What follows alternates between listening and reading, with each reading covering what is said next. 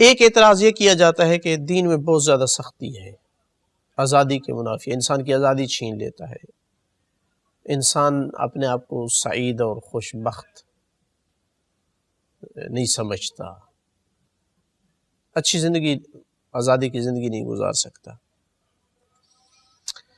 اس کا جواب یہ ہے کہ دین پر عمل کرنے والے لوگ بھی اپنے آپ کو آزاد سمجھتے ہیں، بلکہ جس طرح وہ اپنے آپ کو آزاد سمجھتے ہیں کسی کو بھی نہیں سمجھتے آزاد، سب کو، دوسروں کو اپنے نفس کا غلام سمجھتے ہیں۔ اللہ کا غلام نہیں تو کسی اور طاقت کے وہ غلام ہے۔ دیندار بندہ اپنے آپ کو اس لیے آزاد سمجھتا ہے کہ حتیٰ وہ اپنے نفس کی قیود سے، خواہشات سے، ان سے بھی آزاد ہے، صرف اس کا غلام ہے جس کا غلام ہونا چاہیے، جس کی مخلوق ہے، جس نے بھیجا ہے، جس کی طرف جانا ہے۔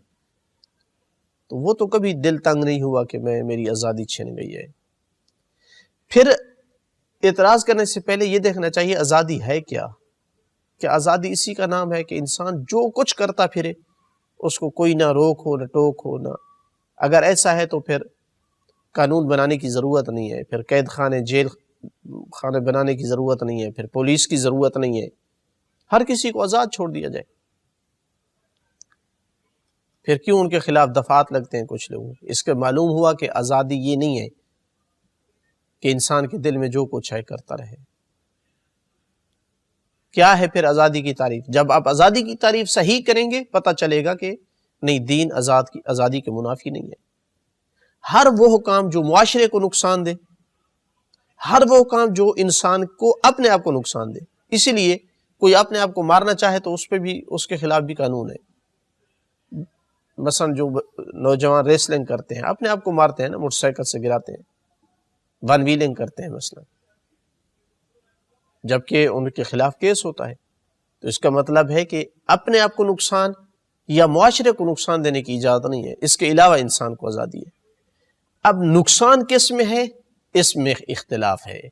خواہشات نفس کا پجاری یہی سمجھتا ہے، جو اپنے نفس کا غلام ہے، کہ دین میں کچھ چیزوں سے منع کیا گیا جبکہ وہ نقصان نہیں ہے، حالانکہ وہ بہت بڑا نقصان ہے۔ مین چیز جب آزادی کی بات ہوتی ہے تو پردے کی بات پہ آ کے رکتے ہیں، غلط تعلقات کی بات پہ آپ پہ ٹھہرتے ہیں، شراب نوشی اور خنزیر کا گوشت کھانے پہ ہم آ کے رکتے ہیں۔ دین یہ دیکھتا ہے کہ ان کو منظر عام پہ کرنا، بے حیائی اور فحاشی کو، اس میں حق تلفی ہے دوسرے لوگوں کی جو عزت کے ساتھ رہنا چاہتے ہیں، تو ان کے حق میں زیادتی ہے، اور انسان کے اپنے حق میں بھی یہ ظلم اور زیادتی ہے، معاشرے کے ساتھ بھی زیادتی ہے۔ ایسا انسان جو ہے وہ جائز تعلقات کے قابل نہیں رہتا ہے، جائز تعلقات، اس کے فیملی سسٹم تباہ ہو جاتا ہے، اس کی زندگی پرسکون نہیں رہتی ہے، تو دنیا تباہ ہو جاتی ہے اور اس کی آخرت بھی تباہ ہوتی ہے۔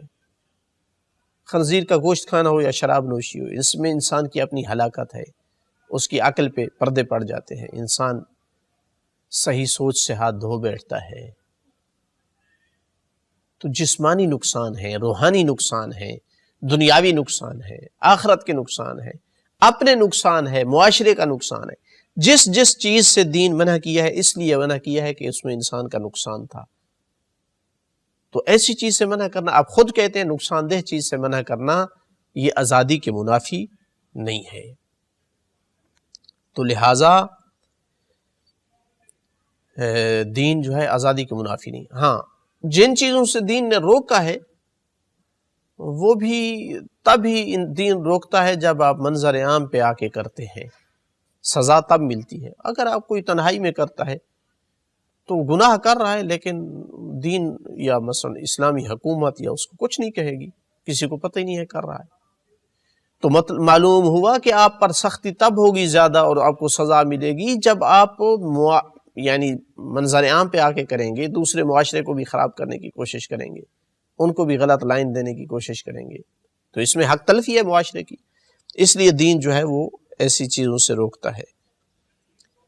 مالی واجبات اگر دین نے نافذ کی ہیں، آپ پر زکوٰۃ ہے یا مثلا خمس ہے، تو وہ بھی معاشرے کے فائدے کے لیے، اس کا بھی فائدہ معاشرے کو بھی پہنچے گا، آپ کو بھی فائدہ پہنچے گا، ورنہ آپ کو نقصانات ہوں گے۔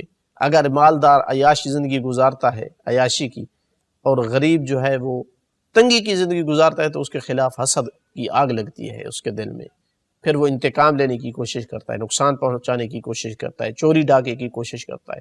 لیکن اگر آپ بانٹ کر کھائیں گے، کچھ حصہ فقراء کو بھی دیں گے، محبتیں بڑھیں گی، امن بڑھے گا، وہ آپ کا شکریہ ادا کریں گے، آپ کی مدد کریں گے وہ غریب لوگ۔